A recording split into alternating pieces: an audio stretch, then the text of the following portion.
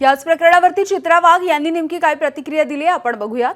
आपल्यासोबत चित्रा वाघ आहेत। ज्या प्रकारे काल गोंधळ पाहायला मिळाला, भाषण तुम्ही केलं आहे, माझं नाव घेऊन मला विचारण्यात आलं, माझ्यावर आरोप केले गेले, मी त्याला उत्तरं दिलेली आहेत। महिलांना हलक्यात घेऊ नका एवढाच माझा हा मेसेज होता।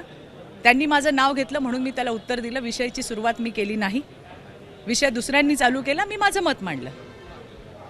सालियांचं प्रकरण काढलं, त्याच्यानंतर मग ते काही हा तर सभागृहाचा विषय चालू होता हो, मी तर माझं मत मांडलं, मी काही केलेलं नाही, विषय चालू होता, मी माझं मत त्या ठिकाणी मांडलं आणि त्यानंतर मला पॉइंट आउट करून माझं नाव घेऊन बोलण्यात आलं म्हणून मी त्याला उत्तर दिलं। त्याच्यानंतर पण प्रतिक्रिया येत आहेत, बाहेर पण प्रतिक्रिया येत आहेत। सुषमा, मला काय म्हणायचं आहे की विषय काय होता, मला विचारलं, मी त्याला उत्तर दिलं, बरोबर आहे। दोन्ही बाजूनी आक्रमकता पाहायला मिळाली। हेच म्हणायचं मला, मी दुसऱ्यांना काय बोलले का?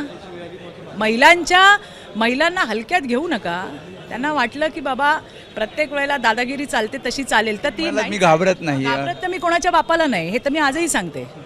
आलं का लक्षात? आमच्यावरती आल्यावर आम्ही कुणाला सोडत नाही, पण ज्या पद्धतीने माझ्यावरती टीका केली जाते, किती वेळा माझ्या कॅरेक्टरवर बोलणार, किती वेळा? याच्या आधीचे लोक बोलून बोलून थकले, आता हे नवीन आलेत तर बोलू द्या, किती दिवस ऐकायचं? मी तर एकच प्रश्न विचारला, तो पण तो माणूस येऊन येऊन सांगतो, मी पत्रकार परिषद घेतो, सांगतो हे करा ते करा। कोणाच्या लेकरावर बोलायला मला पण त्रास होतो, पण अरे आम्ही काय रस्त्यावर पडलोय का?